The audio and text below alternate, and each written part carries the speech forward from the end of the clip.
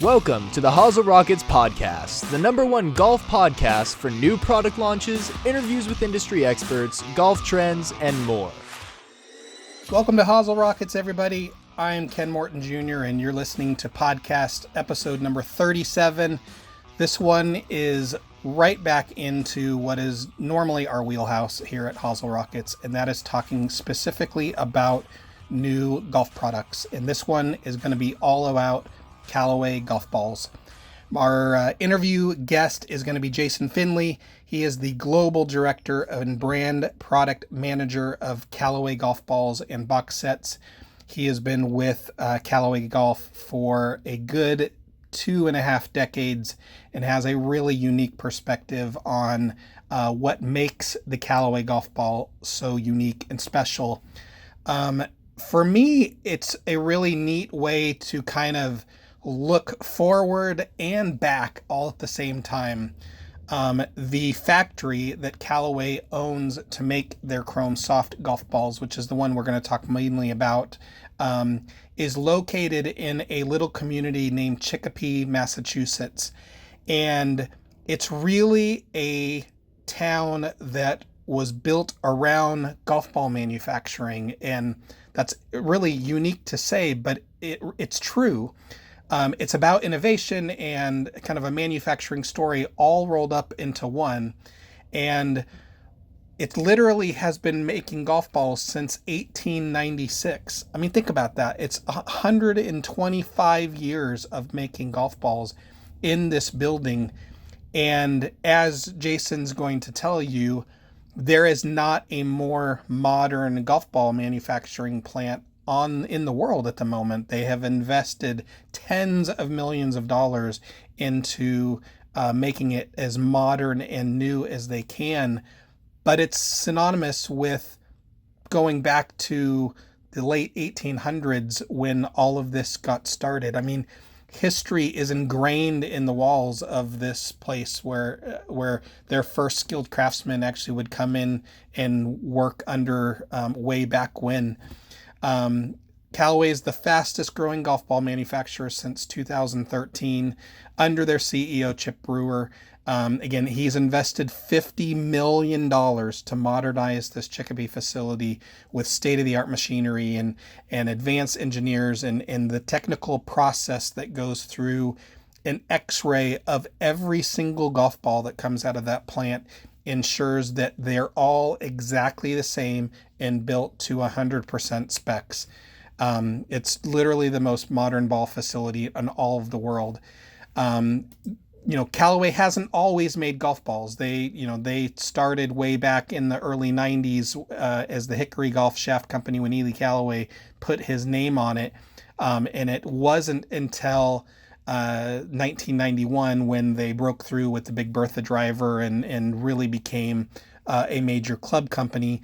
And then 2000 when they introduced their first golf ball. And the first ball was made in Southern California in a brand new plant. That golf ball was called the Rule 35. And that name, if you remember, if you were around back then, came from the 34 categories of golf rules, to which Callaway proposed adding one more, which was enjoy the game. And so that was Rule 35. And it came in a soft version and it came in a firm version.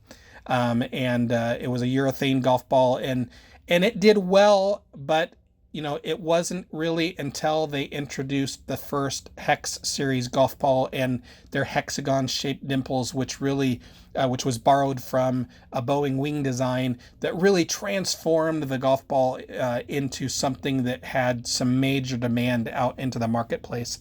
And then later on, they would build in what was the Spalding and Top Flight plant there in Chicopee and take over that plant. And now all of their urethane golf balls, which include all of their Chromesoft and all of their ERC balls, are all made here in the United States in a ball plant that has this rich, incredible history.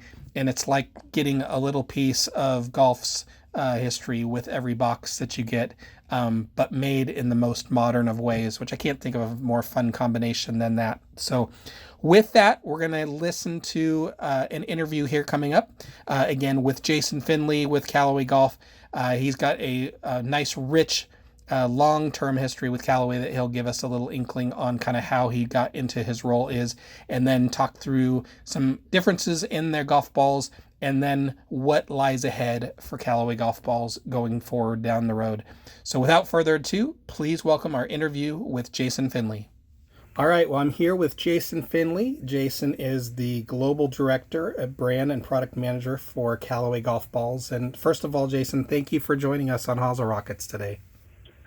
No problem. Thanks for having me. Definitely. I know, as with many people within the Callaway brand family, you have a very long history there at Callaway. Maybe we start by just kind of talking about your own adventure there at Callaway. Yeah, I do have a little bit of tenure here. I'm coming up on my 25-year anniversary. So I started in 97, so kind of in, what I'll call the first heyday of Callaway, right in the middle of that. And went through some, rough times along the way, but I think it's been fun to be a part of kind of the turnaround. And then certainly the last 7 years or so on the golf ball business have been really rewarding, I would say, to see the momentum that we've developed in the golf ball category. You have a unique perspective because you've been there long enough, and I've been buying long enough also to see it, to see Callaway first get in the golf ball business with Rule 35, and then, obviously a very different evolution of what the ball market looks like. Tell me kind of, some differences there early on and today. Yeah, I think the same principles hold true for us today as they did then, but very different circumstances, to your point. So, going all the way back to the days with Mr. Callaway that I was lucky enough to be a part of, right? He still had the same premise that he held us accountable for, which was DSPD, or demonstrably superior and pleasingly different products. And I think that held true. And you can certainly criticize and go back in time and talk about how we did it back then. Trying to start our own ball plant here in Carlsbad. A lot of requirements around that, very difficult to do. And really for us, believing that we have a world-class product isn't any different today than it was then.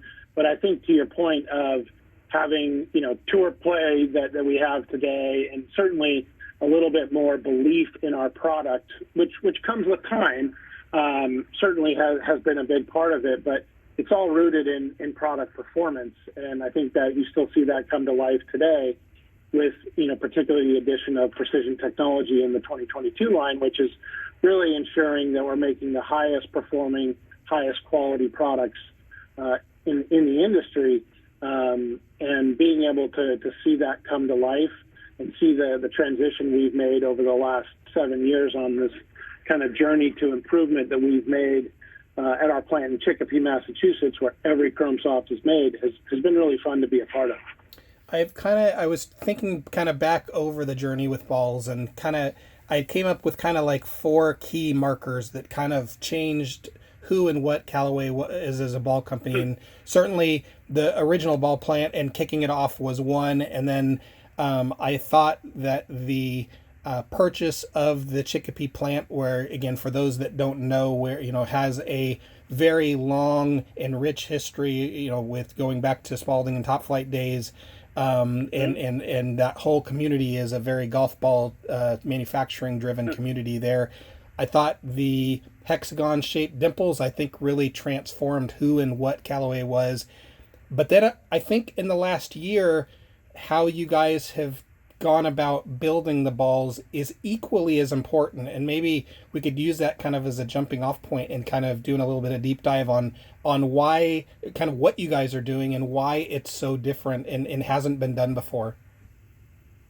Yeah, I think the other thing that I would say in that mix would be kind of the, whether you want to call it Supersoft, which kind of started it, but then Chromesoft, I would add those to the mix too. But directly to your question, I think, we really, when we looked at the ball category probably 6-7 years ago, right after Chip Brewer, our CEO, got here, and he really believed in it as an opportunity. And because we had that plant in Chicopee, right, there was a period of time where we had to make the decision of, is that something we wanted to keep doing and something we wanted to keep alive? And fortunately, we were able to do that. And, really what we've done over the last 7 years is really revamp everything that we do in that plant. And the way I like to show the plant when we have people there is it's almost like, mini factories within one, because each step of the process really is a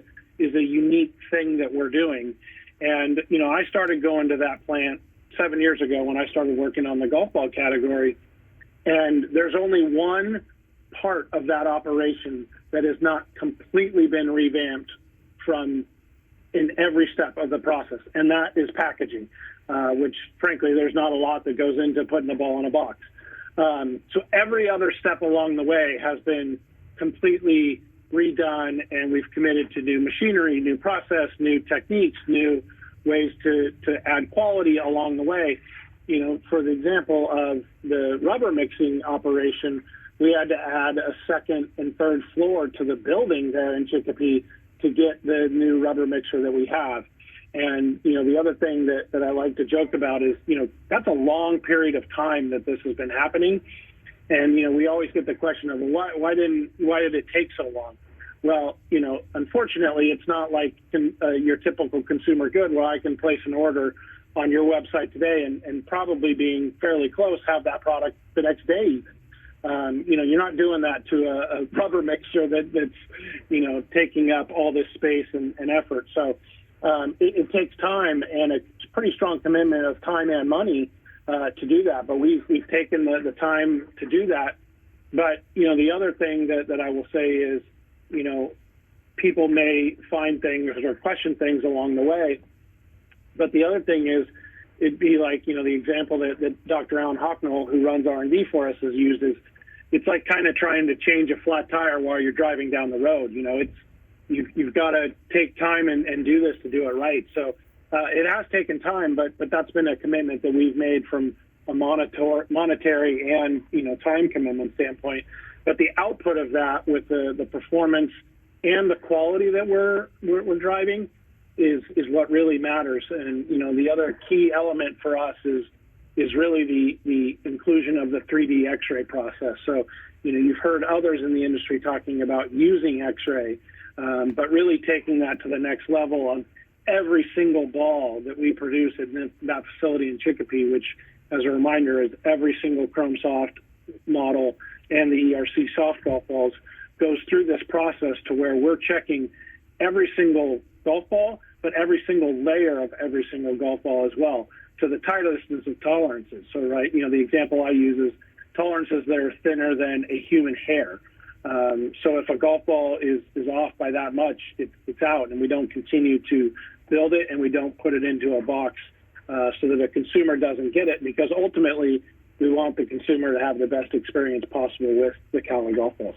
Yeah, I can say with firsthand experience now that, that the consistency from ball to ball is going to be unlike anything that Callaway has ever done, because you guys are literally testing every single piece that's coming out of that factory. Yeah. With all of that new technology, I'm interested to know, just for my own personal knowledge, how much of it was proprietary, and meaning that you guys were inventing the machines as you were going along, and how much were you able to borrow from other industries? I would say it's a little bit of both, kind of depending on the process and what we're trying to accomplish. It's a little bit of both, right? So there's other places that people or other industries where people are mixing rubbers, right? But finding the best way to do that is what we were looking for, and doing it better than anybody else does it is also something that we're looking for. All the way down to, again, other people are doing Xray, but they're doing it in what I would call one dimension, and low def, and they're not looking at every single layer. They're not able to see every single layer of the ball. We are. And then when you think about the decoration of the golf balls, so the Truvis designs, the triple track designs, those are all machines that we've worked with a partner to design exclusively for us, that we're able to do as a result of that. And, that started off as a project that we had one machine able to do Truvis when we first did it. And now we have 19 machines at the plant in Chicopee that are doing that, with more on the way. Wow. Because Truvis and triple track have become such a big part of what we do. So when you start to think about that, it is truly a mix, but I think doing it to the standards that we have is also really important, because it's not just about how you're doing it, but it's how do you incorporate, statistical controls into it, and the quality steps into the process that are so important as well. You mentioned the Truvis, and again, for those that you are listening out there, you've probably seen them out there. It looks a little bit like a soccer ball, and it comes in. It came out originally with red on a white ball, but it's now been black on a yellow ball, and they're the amount of different custom options that they do with corporate logos and teams and all kinds of stuff. I mean, it's an adornment that is really neat. But it has a scientific function also, and I was hoping maybe you could dive into that a bit. Yeah, I think, with Truvis specifically, we definitely hear there is, it is rooted in the science of being able to see it better, right? But we hear from people of all levels, multiple things. One is it makes the ball look bigger, which gives some people more confidence. It's easier to follow because you can focus on a smaller area of the ball with the pattern better. And then you also get the crowd that like to see the spin feedback that you get, particularly around the greens with how the ball is. So all of that are what I would call benefits to the golfer that, again, to different golfers, they're going to certainly benefit from it.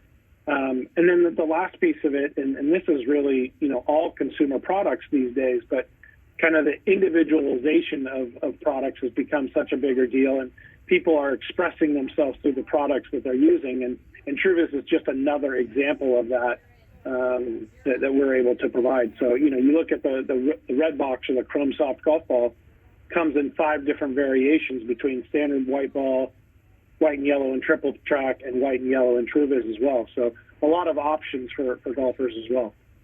You also alluded to it earlier about the softness, the Supersoft, or the compression, the softness of the golf ball kind of being part of Callaway's heritage.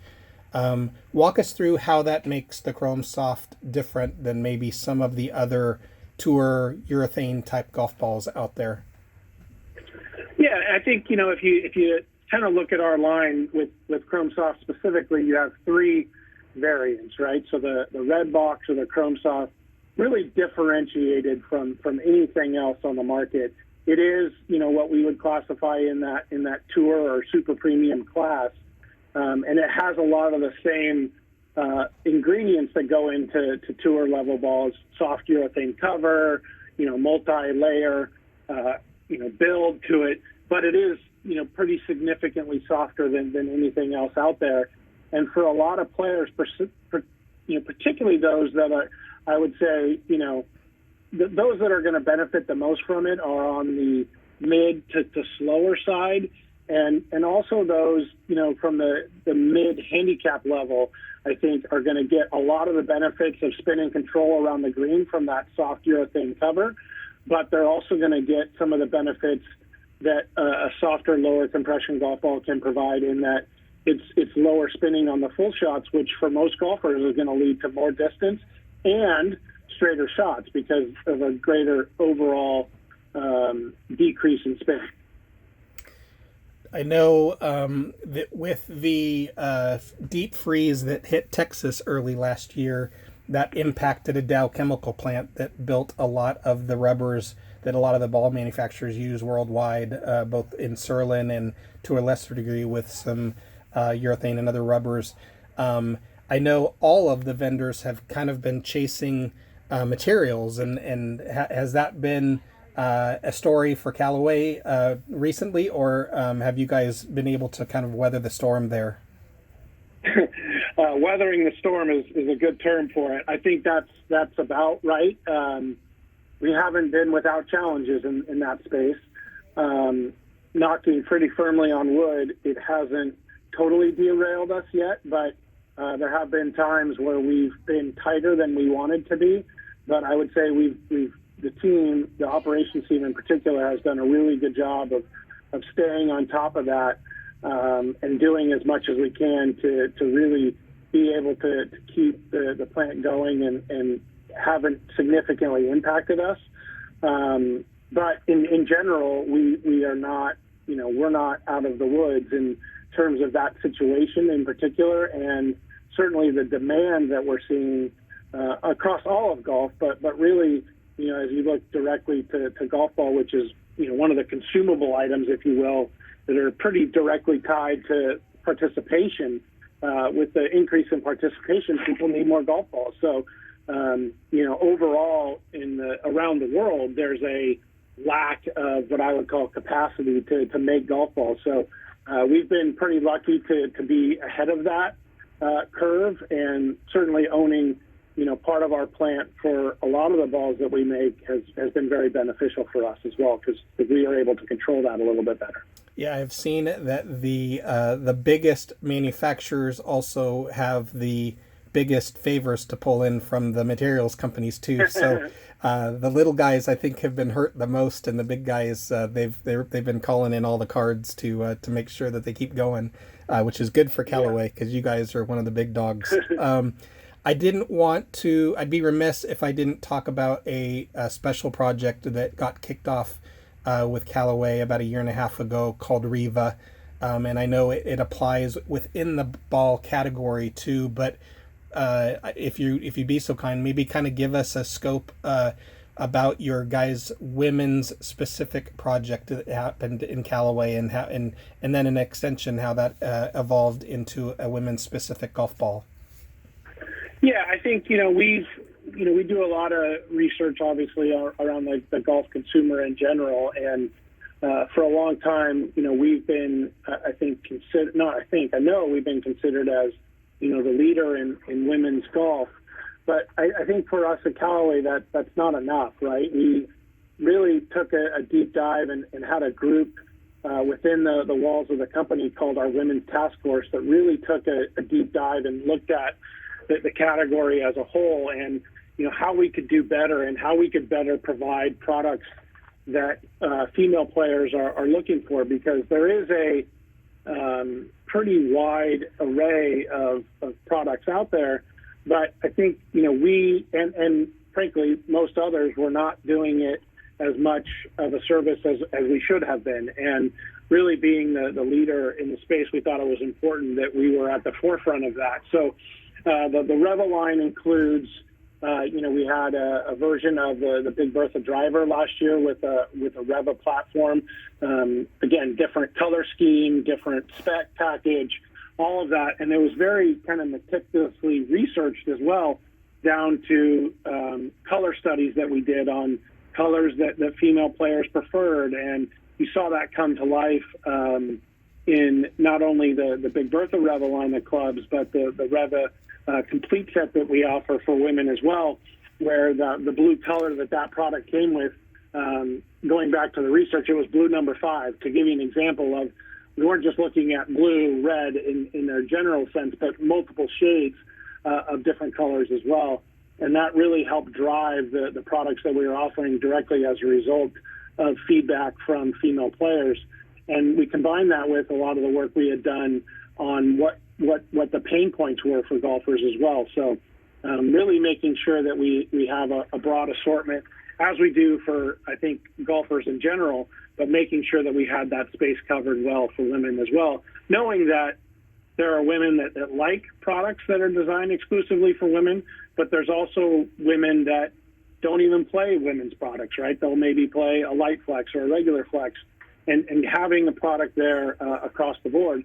And golf ball was a natural extension to that. So the Reva golf ball has been a nice addition to our line. I think but also fits in for that type of player that wants a full package that's all, very much what I would call matchy-matchy and, plays alongside with everything else in their bag. I thought your guys' task force that you created inside Callaway was so, novel at the time, but just genius in some ways. And I mean, people from marketing and admin and manufacturing and just women from all over the company coming in and having an equal voice in the project. It seems so simple, but I can't ever think of another company doing anything like that. Yeah, it was really fun to be a part of, because I think, to your point, it was people from all across the organization, and it really started out of they weren't asked to do it. It started as three members of our team that really dove in and said, we can do better, and actually did a presentation as part of something we did in the normal course of their job, and it turned into something much bigger than that, which I think is really cool to see happen. But it's really empowering to those folks as well, because, ultimately they're going to have a much better voice than, say, I would on what type of products they want. Where, typically, I'm a golfer and many of the people in my type of role are, but, to have a voice of someone that's much more aligned with the target audience for that product, I think it gets us to a better place at the end of the day. Yeah, well, it's brilliant. It's brilliant. Well, I have one last question, and without getting you in a whole slew of trouble with CEO Chip Brewer, what is next for Callaway golf balls down the road?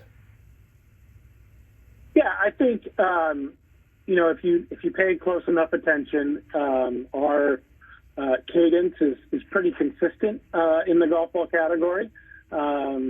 So I will say that I expect more of that.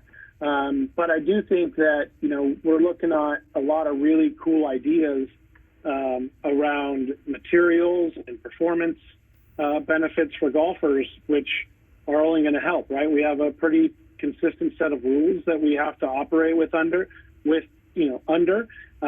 But the more we can innovate in materials and construction techniques, and even, frankly, the way we're making the ball, and that allows us, the tighter our tolerances can get, the closer and closer to all the kind of quote-unquote rules we have to adhere to, allow us to get, so that we get that higher performance more often is really, the game that we're playing. And I think it leads to some pretty good performance increases that we're really proud of. And I think Chromesoft this year is a good example of that. And I expect to see more of that across the range of the line as well. Yeah, in our last podcast episode, we talked to Sean Toulon with Odyssey, and we mentioned that Callaway Golf spends more in R&D than any other vendor out there. And again, that goes back to Chip. I mean, he is the mad scientist of trying to make the perfect product out there, and he is a product first, CEO. And I think it's such a testament to the company that it trickles down to everyone in the company, like you guys, about never, ever, ever resting on your laurels and always trying to find the next best thing to make people play better golf. You guys are to be congratulated for that. Thank you. I appreciate that. And I think, Chip does a wonderful job of that. And, being someone that is held pretty accountable to this and has to explain everything along the way, right? We're not going to come with a product unless it's better. There's no way that we would do that. And I think it goes all the way back to what we talked about early on in this discussion of this idea from Mr. Callaway of DSPD, and it lives on. It's on the wall right outside my office here as well. We live it and breathe it in everything that we do every day, and no better example of that than the products we deliver. Well, Jason, I appreciate your time. For those people, again, out there listening, if they want to learn more about golf balls, they can certainly come to our flagship shop, Hagen Oaks Golf Super Shop, where we can actually walk through all of the cool new golf balls that have just started shipping for 2022. We have them on the coolest ball display ever made. It's a 1929 Model A that we converted into a Callaway ball display years ago. And then also on our online storefront at mortongolfsales.com or at callawaygolf.com. Jason, thank you so very much for your time. It's really appreciated. Thank you for all your help and all your support.